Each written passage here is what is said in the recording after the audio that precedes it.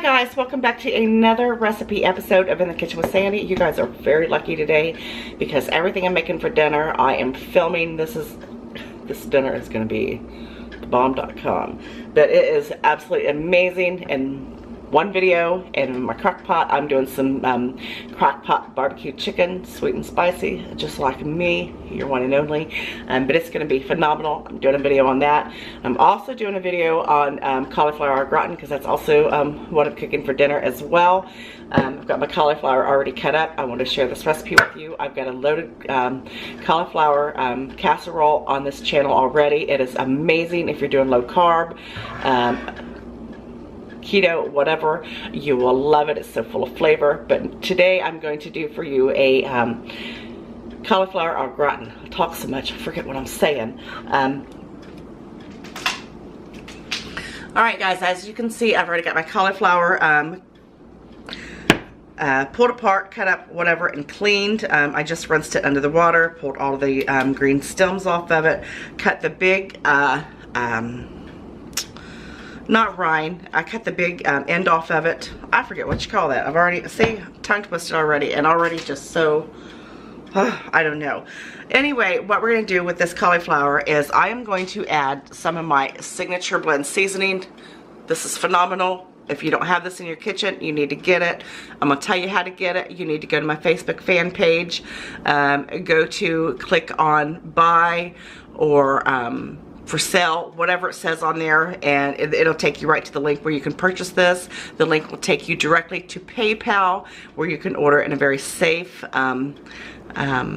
way to order that, a very secured way. PayPal is a trusted, you know, America's trusted. But this is absolutely phenomenal. It is, I created this with all my favorite seasoning spices together, and I use it on everything at home. So you are going to love this. If you don't already have it, get it. If you've bought this, make sure you leave a comment and let the other people know how much you are enjoying it. But I've got my cauliflower here in my little stock pot. I'm just going to season this really well with it. Look at that. It's going to be absolutely delicious. And then to this, we're going to get that flavor going on, baby. I'm going to add some chicken stock. And I tell you why I add chicken stock when I cook cauliflower like this. It takes out some of the gaminess, if you will. You know, cauliflower has a really pungent flavor. And if you like it, you like it. If you don't, I mean, it's just one of those things. I love cauliflower, but you know, I like to take away a little bit of that strong flavor. So I always cook it in a little bit of chicken stock. And I'm also going to add some water.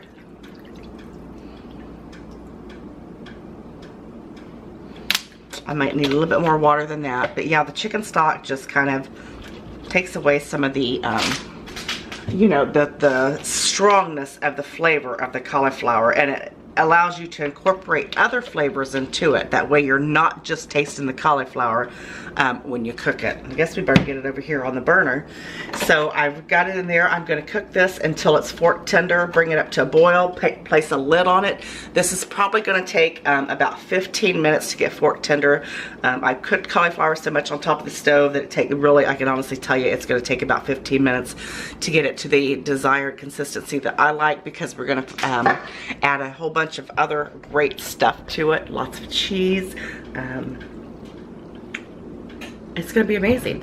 So let's go ahead and get this covered and get it started boiling. Let it cook, and I'll see you back here in just a few minutes.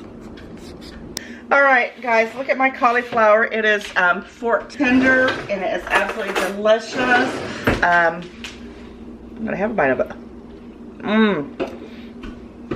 Got my seasonings on it. So what I'm going to do is I'm going to take a clean fork. I know how hateful you all can be sometimes.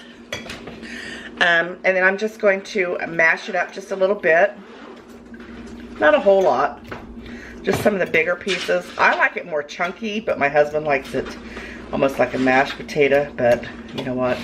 I'm making it, so I should make it how I want. Don't you agree? Yes. See? Did you hear that in the background? She said yes. Oops, whoopsie doodles. Look, that's a cook's treat right there. All right, and then I've got a whole lot of Velveeta cheese. Look at that, it looks delicious, and yes, it is on a paper plate. Now what I'm going to do is, and I've also got some of these French's crispy fried onions. I'm going to put these in here and kind of mix them around on there, and then I'm also going to place them on top. Make sure your oven is about at 400 degrees.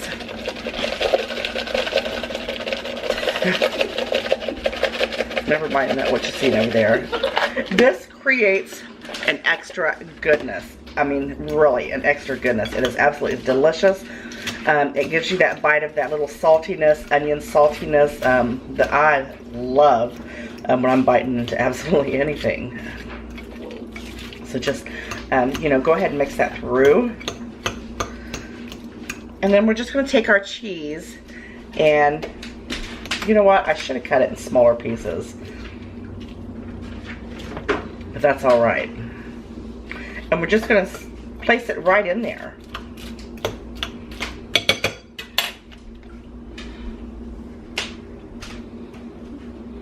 Just put your little hunks of cheese in there.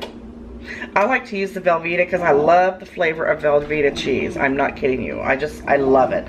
And you know, when you use the shredded cheeses, they get rather stringy and they have so much oil content in them. And it's just not, I just love Velveeta cheese. That's it. It's all you need to know is I love Velveeta cheese, and you're going to like it too.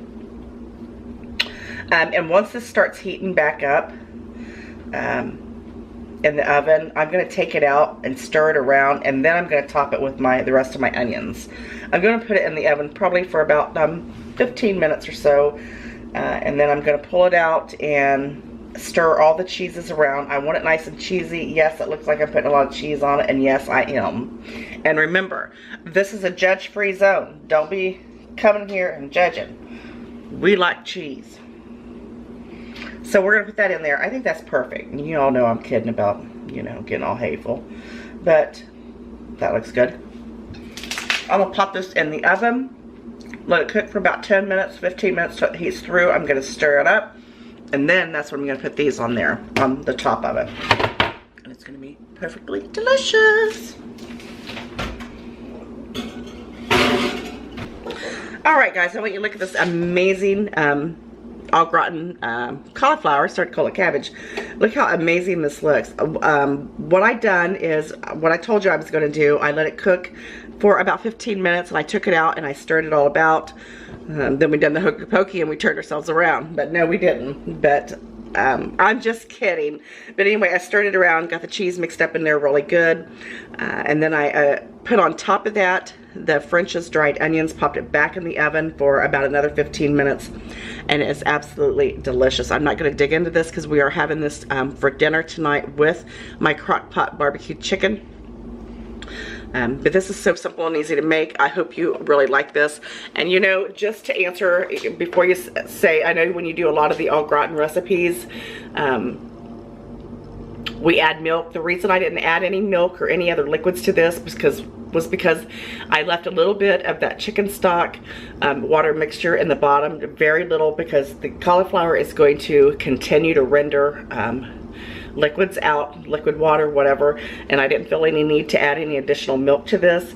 This is absolutely perfect. The consistency is perfect. It's beautiful. It's delicious. It's low carb. It's delicious.